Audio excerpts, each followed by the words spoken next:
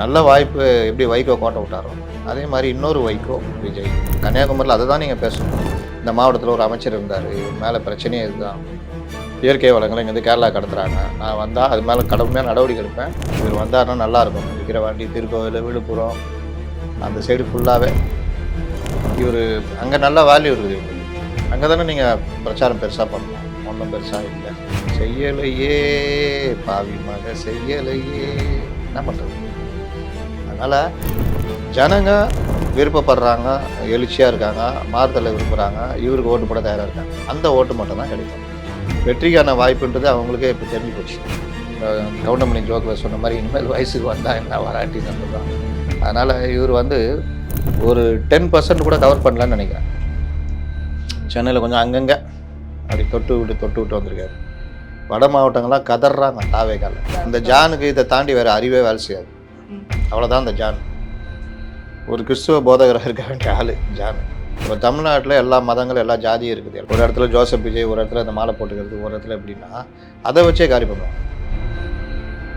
உங்கள் ஆரோக்கியத்தின் ஊற்று நண்பன் ஹெல்தி ஸ்வீட் ஃப்ளோர் உடனே ஆர்டர் செய்யுங்கள். 4ஆம் துணை நேயர்கள் அனைவருக்கும் வணக்கம். இன்று நம் நிகழ்ச்சியின் சிறப்பு விருந்தினர் ஊடகவியலாளர் முத்தலிஃப் அவர்கள் இணைந்துள்ளார். வணக்கம் சார். வணக்கம். தேர்தல் பிரச்சாரங்கள் பயங்கரமாக போயிட்டுருக்கு. அதற்கிடையில் பார்த்தீங்கன்னா விஜய் அவர்கள் நேற்று கன்னியாகுமரியில் பிரச்சாரமானது பண்ணியிருக்காரு. கன்னியாகுமரியில் சில வாக்குறுதிகளும் கொடுத்துருக்காரு. உங்கள் பார்வையில் அதை எப்படி பார்க்குறீங்க சார்? அவர் கொடுத்த வாக்குறுதி வழக்கமான வாக்குறுதி தானே, ஸ்பெஷலாக தான் கொடுத்துருக்காரா? அந்த ஆப் ஒன்று சொல்லியிருக்காரு. அது ஏற்கனவே அந்த நான் முதல்வன், உங்களுடன் ஸ்டாலின் இதிலெல்லாம் இருக்குது. இன்னொன்று பெரும்பாலான ஆப்கள் நீங்கள் பார்த்தீங்கன்னா ஆன்லைன்லேயே பண்ணிடலாம். இன்றைக்கி எல்லாத்தையுமே நீங்கள் வெளியே போகவே தேவையில்லை. வீட்டில் இருந்துக்கினே சாப்பாடு முதற்கொண்டு ஓட்டர் ஐடியிலேருந்து ஆதாரில் நான்லாம் எங்கேயுமே போனதே இல்லை. அப்படியே ஆன்லைன்லேயே செட் பண்ணி ஆன்லைன்லேயே வந்திருக்கு எல்லாமே. ஓட்டர் ஐடி, ஆதார் எல்லாமே. ஈவன் இது கூட லைசன்ஸ் கூட நீங்கள் இதிலே எடுத்துக்கலாம். அந்த அளவுக்கு வந்துடுச்சு. டேட் ஃபிக்ஸ் பண்ணிட்டு அன்றைக்கி மட்டும் நேரில் போனால் போதும். அதை கொண்டு போய் ஒரு ஆப்பாக போட்டு நாங்கள் செய்வோங்க இவன். இதெல்லாம் விஞ்ஞான வளர்ச்சி. இதெல்லாம் ஒரு கட்சி நான் சாதனையாக பண்ணலாம் கிடையாது. நீங்கள் எதை பேசணும்? தேவையற்ற செலவினங்களை குறைப்பேன், ஊழலை ஒழிப்பேன், இயற்கை வளங்களை கொள்ளையடிக்கிறது தடுப்பேன். அது கன்னியாகுமரியில் அதை தான் நீங்கள் பேசணும். இந்த மாவட்டத்தில் ஒரு அமைச்சர் இருந்தார், இவர் மேலே பிரச்சனையே இதுதான். இயற்கை வளங்களை இங்கேருந்து கேரளா கடத்துறாங்க, நான் வந்தால் அது மேலே கடுமையாக நடவடிக்கை எடுப்பேன், நான் தடுப்பேன்னு சொல்லி பேசியிருந்தால் அவங்களுக்கு வரவேற்பு இருக்கும். பேசினாரா? இந்த ஜானை நம்பாதீங்க நல்லா. இன்னைக்கு கூட ஒருத்தர் தாவே கலந்து கேட்டார், சார் என்ன தான் சார் பண்ணுறது, மாற்றம் வரணும் சார்னா, ஜானை கயிறு கட்டி கல்லை கட்டி கடலில் கொண்டு போய் போட்டிருக்கான். ஆனால் ரொம்ப காலம் கடந்து போச்சு, இனிமேல் மாற்றம் வராது அப்படின்னு. இன்னும் எத்தனை நாள் இருக்குது? 10 நாள். இந்த கவுண்டமணி ஜோக்கில் சொன்ன மாதிரி இனிமேல் வயசுக்கு வந்தால் என்ன வராட்டின்னு தான். அதனால் இவர் ஒரு 10% கூட கவர் பண்ணலான்னு நினைக்கிறேன். சென்னையில் கொஞ்சம் அங்கங்கே அப்படி தொட்டு விட்டு வந்திருக்காரு. வட மாவட்டங்கள்லாம் கதறாங்க தாவேக்கால.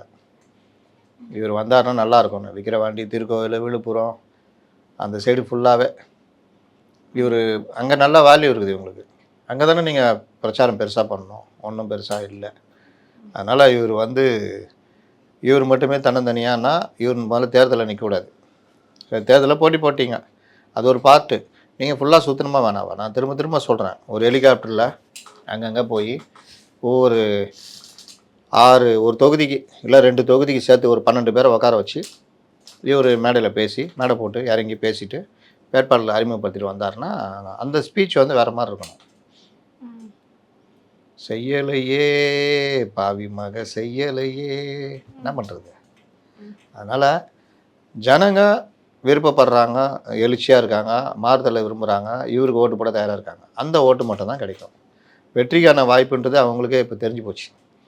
இப்போ எங்கேயா பேசுகிறாங்களா? அப்படியே எல்லாரும் அவங்கவுங்க தொகுதியில் உக்காந்துக்கிட்டாங்க. ராதவ அர்ஜுனாக்கு என்ன பொறுப்பு? தேர்தல் பரப்புரை பொதுச் செயலாளர். தேர்தல் பரப்புரை என்ன பண்ணார் தேர்தல் பரப்புரைக்காக? இல்லை இவர் சொன்னது அவர் கேட்பாரா?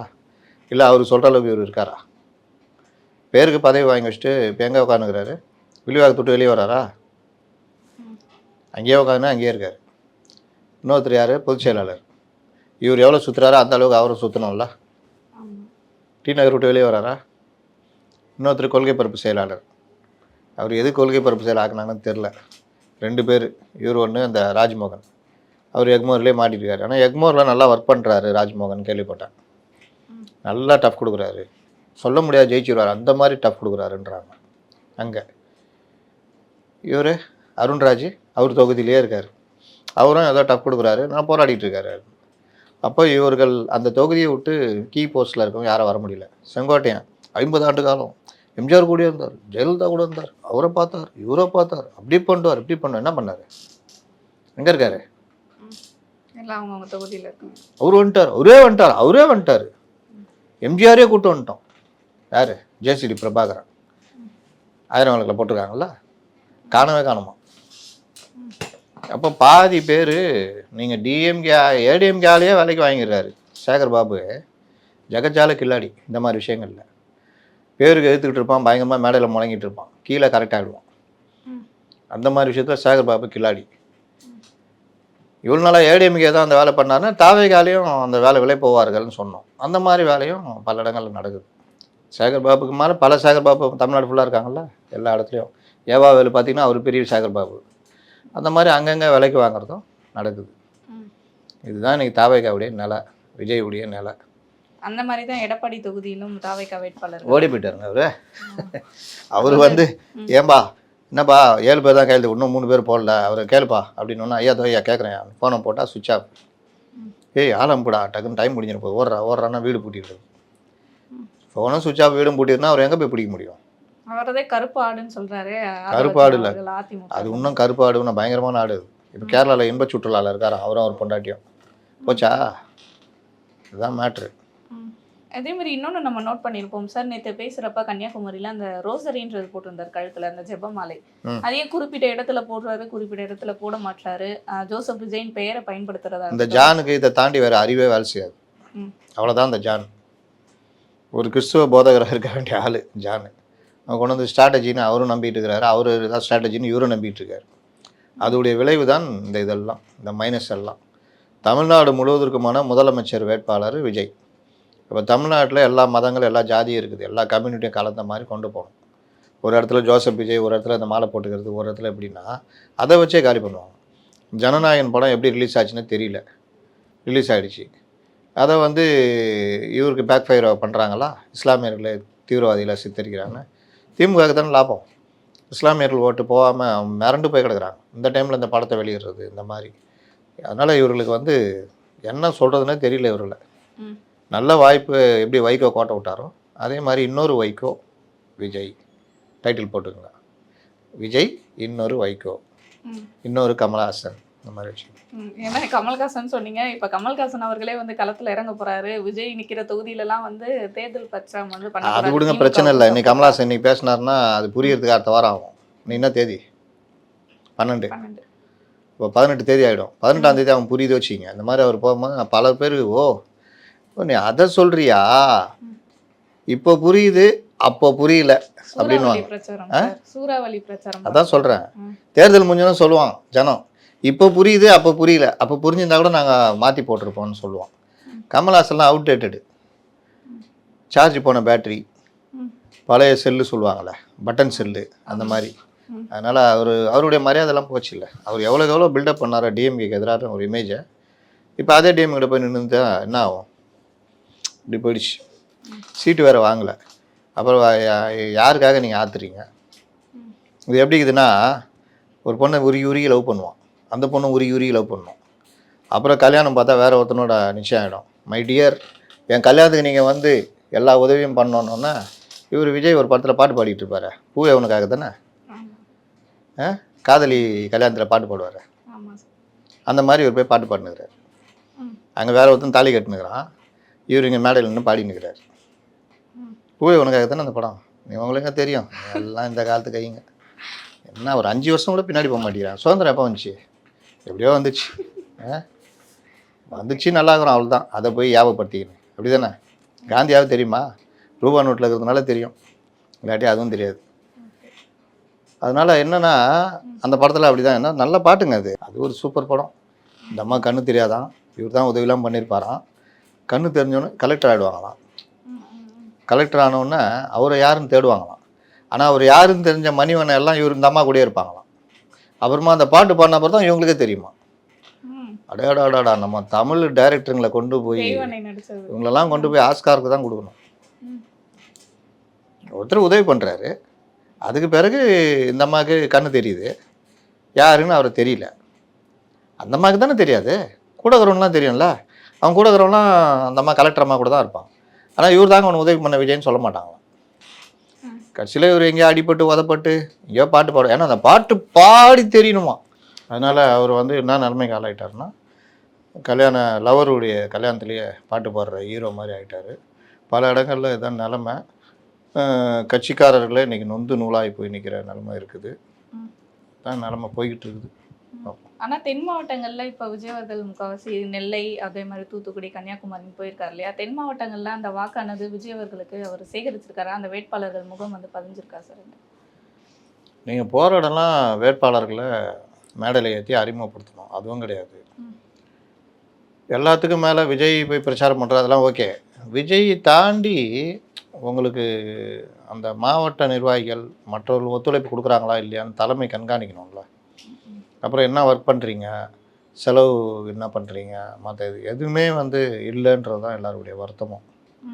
அப்படியே அனாதையாக விட்ட மாதிரி போய் நின்றுக்கோ, நீ ஜெயிச்சிக்கோ, உன் பொறுப்பு அப்படின்ற மாதிரி தான் பலரும் செயல்பட்டுருக்காங்க. வசதி இருக்கவங்க செலவு பண்ணுறாங்க, வசதி இல்லாதவங்க அப்படியே போய்கிட்டு இருக்கிறாங்க.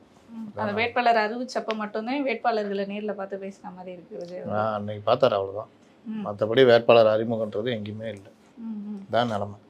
அப்போ மக்கள் மனதில் போயிட்டு அந்த வேட்பாளர்கள் முகம் பதியலைன்னா அந்த வாக்கானது சிதறக்கூடிய. அவங்களும் என்ன சொல்கிறாங்க, விஜய்க்கு தானே ஓட்டு, நாங்கள் 15 பதியாட்டுன்ற மாதிரி உருட்டுறாங்க. வேட்பாளரும் ஸ்ட்ராங்காக இருக்கணும், அதுதான். இன்னொரு பிரச்சனை என்ன, 106 வேட்பாளர்கள் வெளியாட்கள்.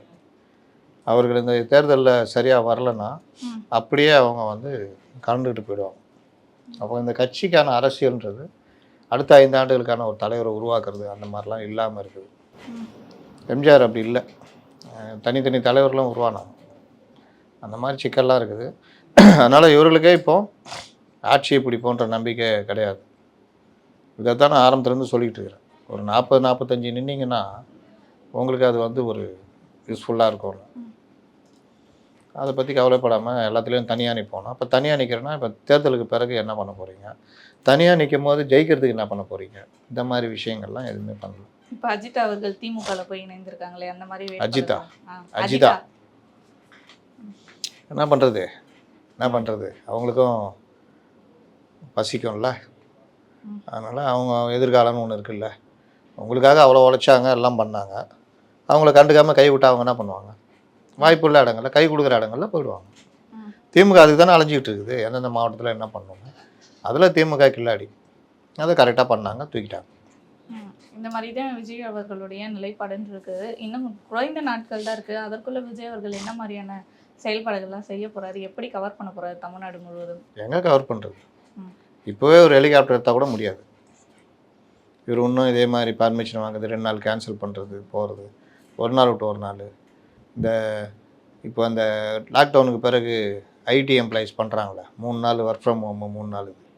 அந்த மாதிரி 3 நாள் ஒர்க் ஃப்ரம் ஹோமு, 3 நாள் ஒர்க்குன்னு பண்ணால் ஒர்க் ஃப்ரம் ஹோம் கூட ஒர்க் பண்ணிகிட்டு இருப்பாங்க. இங்கே அதுவும் கிடையாது, ஒர்க் ஃப்ரம் ரெஸ்ட்டு. இப்படி போனால் எங்கே இதாகும்? நாளைக்கு திருப்பூர் போகிறாரு. இப்போ வர பிரச்சாரங்கள்லாம் பார்த்தீங்கன்னா டிஃப்ரெண்டாக இந்த சைக்கிள் ஓட்டுறது, இந்த மாதிரியான கவனம் இருக்கக்கூடிய, சைக்கிள் ஓட்டுறது, விட்டுட்டு ஓடுறது, ட்ராவல் மெட்டீரியலாக மாறுறாருங்க. இதெல்லாம் ரொம்ப முக்கியம். சைக்கிள் ஓட்டிங்கன்னா ஓட்டணும், ஓட்டுறதை விட்டுட்டு திடீர்னு இறங்கி திரும்பி ஓடுறாருல்ல, எப்படி ஓடுறாரு பாருங்கள், அது ட்ராவல் மெட்டீரியல் ஆயிடுச்சா. ஒருத்தன் வில்லு அம்பு கொடுக்குறான், அதெல்லாம் அடிக்கூடாது, வில்லு விட்றாரு. அதை நான் நினச்சேன் அப்போவே, இதை கொண்டு போய் எங்கே நிறுத்துவாங்கன்னு. கரெக்டாக 23ஆம் பள்ளிவாசியில் கொண்டு போய் நிப்பாட்டாங்க. இந்த மாதிரி வேலைகள்லாம் நம்ம பார்த்து தான் பண்ணணும். எதுக்குடா வில்லு ஒன்று ஒரு வைக்கணும் அவனுக்கு, அவனுக்கும் அறிவு வேணாம். வில்லு அம்பு கொடுக்குறோமே, அது எதுக்கு?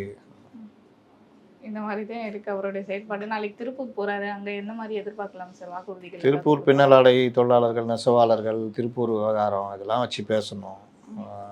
என்ன பேச போகிறாருன்னு தெரியல. தமிழ்நாட்டுக்கான அரசியலும் பேச மாட்டேங்கிறாரு. நேரடியாக திமுக கவர்மெண்ட்டை அட்டாக் பண்ணி பேச வேண்டிய விஷயங்கள்னு இருக்குது. அது பேசினாரா அரை ஒரு பத்தாது. இவர் மொத்தமே 5 நிமிஷம் 10 நிமிஷம் தான் பேசுகிறார். அதான் அந்த அறிவிப்புகள் மாதிரி வெளியிடுறாரு. ஏஐ மெத்தடில் அது கொண்டு வருவோம், இது எல்லாம் பழசு, அர்த்த பழசு. இதை போய் வாக்குறுதியாக கொடுத்துக்கிட்டு இருக்கிறதுலாம்.